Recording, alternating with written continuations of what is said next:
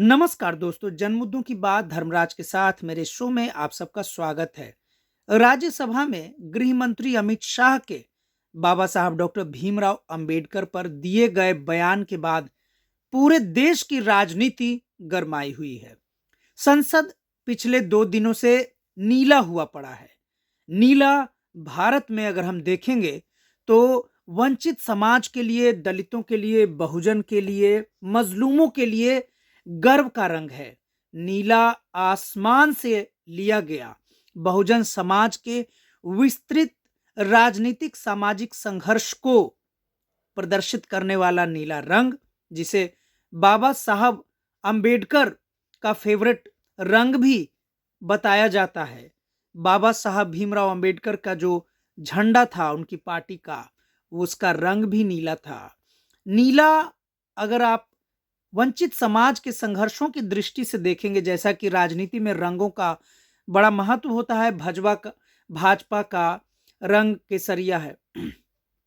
भाजपा का रंग केसरिया है। जो राष्ट्रीय स्वयंसेवक संघ है उसका भगवा झंडा है।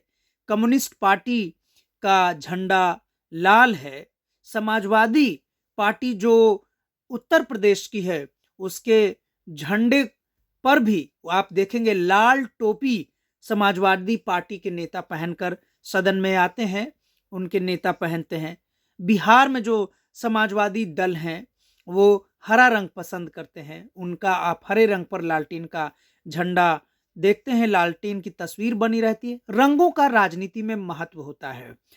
किसने सोचा होगा कि जिस बाबा साहब भीमराव अंबेडकर को, डॉक्टर अंबेडकर को अपने समय में नकारने में किसी भी व्यक्ति ने कोई कसर नहीं छोड़ी थी, उस महापुरुष के नाम पर भारत में संसद की राजनीति इतनी गर्म हो जाएगी कि संसद नीला हो उठेगा। बहुत ही बेहतरीन खूबसूरत तस्वीरें पिछले 2 दिन से संसद से आ रही हैं, जहां पर भारत का विपक्ष बाबा साहब भीमराव अंबेडकर के बहाने कम से कम जनता के मुद्दों पर सत्ता पक्ष के खिलाफ मजबूती से लड़ रहा है। 2014 से 2024 के बीच जहां पर 10 साल भाजपा के पास प्रचंड बहुमत की सरकार थी, इतने अधिक संख्या में प्रचंड बहुमत के हिसाब से उनके सांसद थे, भाजपा के मोदी सरकार के सांसद थे, कि अगर मोदी सरकार जनता का हित करने का ठानती तो इतिहास में बहुत बड़े निर्णय लिए जाते, ऐतिहासिक निर्णय लिए जाते। लेकिन अफसोस की बात है कि मोदी सरकार ने प्रचंड बहुमत का दुरुपयोग, 10 साल की प्रचंड बहुमत का दुरुपयोग ऐसा किया कि बहुमत का दुरुपयोग ही ऐतिहासिक हो गया है। मुझे मान्यवर कांशीराम जी की बात याद आ रही है, जब उनके लोग यह बात बताते हैं कि कांशीराम अक्सर अपने सभाओं में, अपने प्रशिक्षण शिविर में यह बात लोगों को कहते थे, अपने भाषणों में यह बात कहते थे कि भारत जैसे देश में प्रचंड बहुमत की सरकार यानी मजबूत सरकार की जरूरत नहीं है। यहां पर सरकारें मजबूर हों तभी दलितों, वंचितों, बहुजनों का ख्याल रख सकती है। तब यह मान्यवर कांशीराम की बात भले ही लोगों को अपनी अलग दृष्टि से, जो उनके भिन्न, उनसे अलग विचार रखते थे, उनको यह बात या तो नहीं समझ में आती होगी, या जो कांशीराम जी के जो विचार थे, भारतीय समाज की जो गंभीर समझ थी, वहां तक पहुंचने की सलाहियत उनमें नहीं रही होगी। लेकिन मान्यवर कांशीराम के द्वारा दिया गया यह वक्तव्य, यह समझ, जो अक्सर बसपा के समर्थन करने वाले लोग आपको ये बात कहेंगे कि भारत को मजबूत नहीं मजबूर सरकार केंद्र में चाहिए, ताकि भारत जैसे समाज में जाति जैसे अभिशप्त श्रेणियों में बटे समाज का हित मजबूर सरकारें ही कर सकती हैं। ऐसे दूरदृष्टि वाले माननीय मान्यवर कांशीराम जी की बात मोदी सरकार के आने के बाद अब मैं यकीन के साथ कह सकता हूं कि पूरे देश के लोगों को साफ साफ दिख रहा है। जहां पर मोदी सरकार की प्रचंड बहुमत की सरकार ने जनता पर इतने जुल्म किए हैं कि 10 साल में इतने अधिक जनता को विरोध करना पड़ा है, जो पिछले ऐसा लगता है 40-50 वर्षों में जनता ने नहीं किया है। अगर आप देखेंगे तो 2 अप्रैल 2018 के एससी एसटी प्रिवेंशन एक्ट के खिलाफ पूरे देश में जो दलितों को सड़कों पर उतरना पड़ा, किसान आंदोलन के लिए किसानों को उतरना पड़ा, सीए एनआरसी में भारत के मजलूम मुसलमानों को उतरना पड़ा, और फिलहाल जो बाबा साहब भीमराव अंबेडकर हैं, उनके सम्मान की रक्षा के लिए दलितों वंचितों को जो सड़कों पर उतरना पड़ रहा है। इतने बड़े बड़े आंदोलन पिछले 40-50 वर्षों में इस कदर नहीं हो रहे थे, जो महज 10 सालों के मोदी सरकार में हुआ है। यह साबित करने के लिए काफी है कि मान्यवर कांशीराम ने जो बात सरकार को लेकर कही थी कि भारत जैसे देश में जातिवाद जिस देश की प्रमुख पहचान है, ऐसे देश में मजबूर सरकारें चाहिए। अफसोस की बात है कि प्रचंड बहुमत वाली मोदी सरकार ने मान्यवर कांशीराम के इस बयान को झुठला देने के बजाय उनके इस बयान को सच कर दिखाया है। अभी संसद में बाबा साहब डॉक्टर भीमराव अंबेडकर पर जो गृह मंत्री अमित शाह ने बयान दिए, बस उनको माफी मांग लेनी थी। अगर वह अपनी विनम्रता का परिचय देते हुए, गृह मंत्री अमित शाह अपनी विनम्रता का परिचय देते हुए भी अगर यह कह पाते कि अगर दलित समाज के बीच में उनके भाषण की वजह से कुछ गलत संदेश गया है जिसका कांग्रेस दुरुपयोग कर रही है, तो मैं कांग्रेस से नहीं, दलित वंचित समाज के सामने माफी मांगता हूं कि मेरे मन में बाबा साहब भीमराव अंबेडकर के लिए उतना ही श्रद्धा है जितना पहले था। लेकिन जैसा कि मैंने पहले ही कहा कि प्रचंड बहुमत की अहंकार में डूबे मोदी सरकार में न तो मंत्रियों का इस्तीफा होता है, न लोग अपनी गलती पर माफी मांगते हैं। ऐसा ही हुआ, गृह मंत्री अमित शाह ने भी अभी माफी नहीं मांगा है। कांग्रेस के राष्ट्रीय अध्यक्ष मल्लिकार्जुन खड़गे ने साफ साफ कहा है कि गृह मंत्री अमित शाह का इस्तीफा जब तक नहीं हो जाता है, कांग्रेस और पूरा विपक्ष इस मुद्दे पर चुप नहीं बैठेगी। ऐसे में संसद में धक्का मुक्की हो गई। लोकसभा अध्यक्ष ओम बिरला ने कह दिया कि अब संसद के किसी भी दरवाजे पर विरोध प्रदर्शन की अनुमति नहीं दी जाएगी।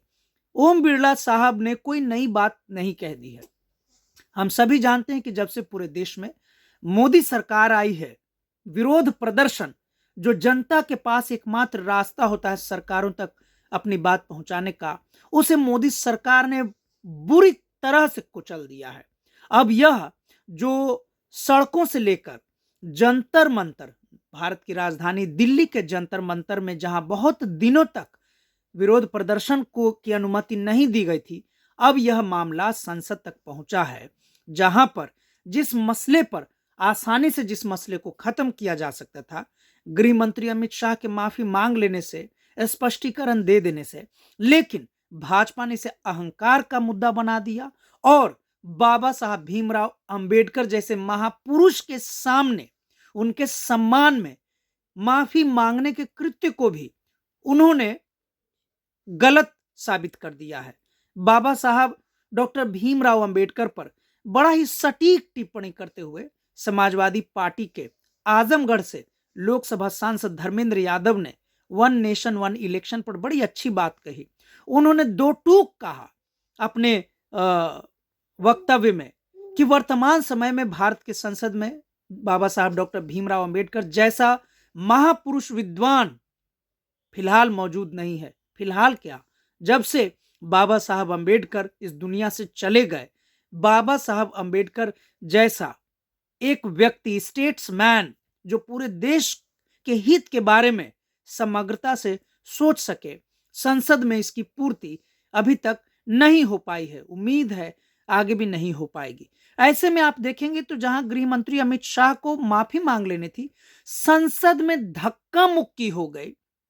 बीजेपी के सांसद आईसीयू तक पहुंच गए हैं, जहां पर हर रोज आईसीयू में भर्ती होने का नाटक चला रहा है, जहां पर भाजपा के बड़े बड़े नेता, केंद्रीय मंत्री आईसीयू में ग्रुप में घुसे हुए हैं। ऐसे में आप समझ सकते हैं कि भले ही भाजपा गृह मंत्री अमित शाह के दलितों को अपमानित करने वाले बयान पर आईसीयू में भेजकर या भाजपा सांसद गिर जाने के कारण, हल्की चोट आने के कारण जो आईसीयू में जाने का नाटक कर रहे हैं, जिसे पूरा देश देख रहा है, लेकिन अगर आप आईसीयू के मुद्दे को ही बड़े ध्यान से सोचेंगे तो आपको पता चलेगा कि वर्तमान समय में जहां कोरोना वायरस लॉकडाउन में पूरे भारत की स्वास्थ्य व्यवस्था की पोल खुल गई, ऐसे में आज भी आप दिल्ली क्या, भारत के किसी भी राज्य के सरकारी अस्पताल में चले जाएंगे,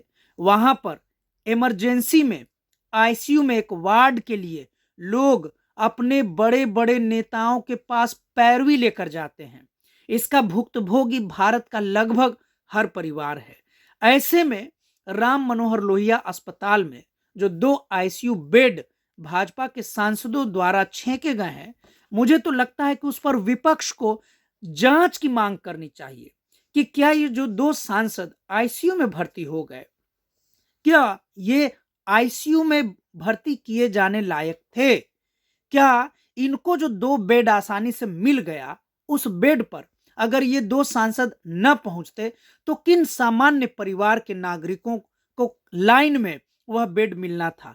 भारत के स्वास्थ्य व्यवस्था के संकट से जूझते हुए मरीजों के परिजनों का दर्द हम सभी समझते हैं, और जिनके परिवार आईसीयू में बेड नहीं मिलने के कारण हर समय किसी न किसी डॉक्टर के पैरों में गिरे होते हैं। कोई अपने इलाके के विधायकों को फोन पे फोन लगा रहा होता है, कोई अपने मुखिया के पैर पे गिरा होता है कि साहब मेरी माँ अस्पताल में, उनको आईसीयू बेड चाहिए, आप किसी अस्पताल के डायरेक्टर को फोन कर दीजिए।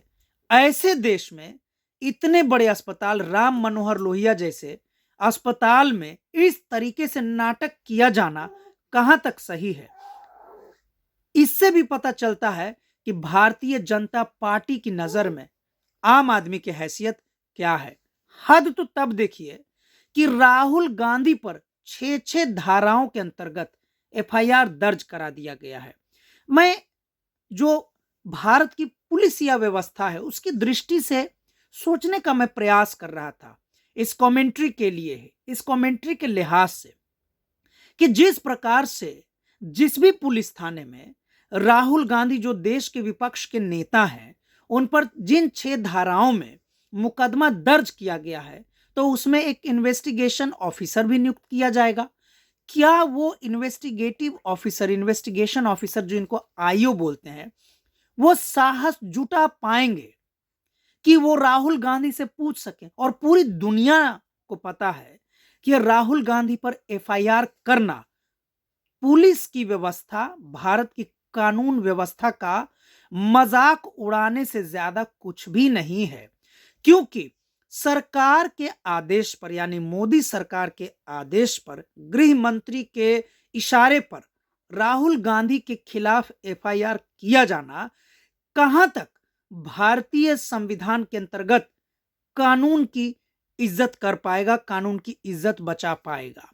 हम सभी जानते हैं कि हम उस देश में रहते हैं जहां पर कोई भारत के किसी भी राज्य में कोई पीड़िता या कोई पीड़ित अपने सच्चे मुद्दे को लेकर असली रूप में पीड़ित व्यक्ति जब थाने पहुंचता है, एफआईआर दर्ज कराने के लिए उसे नाको चने चबाने पड़ जाते हैं। भारत में पुलिस प्रशासन और अस्पताल 2 ऐसे जगह है जहां से आम आदमी, भारत का आम आदमी पूरी तरह से त्रस्त है। ऐसे में राहुल गांधी जो देश के विपक्ष के नेता हैं, उनका काम है जनता के मुद्दों पर सत्ता पक्ष के खिलाफ आंदोलन करना।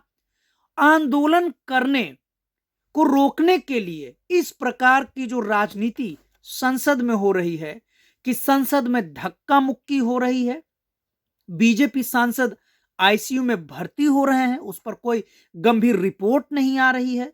और राहुल गांधी पर एफआईआर के मामले दर्ज हो रहे हैं। राहुल गांधी पर एफआईआर का मामला दर्ज होना कोई नई बात नहीं है। पुराने 2019 से 24 के बीच में तो राहुल गांधी को लोकसभा से भी बर्खास्त कर दिया गया था। क्या हासिल हुआ? अंत में वो कोर्ट से बहाल होकर पुनर्बहाल होकर आ गए।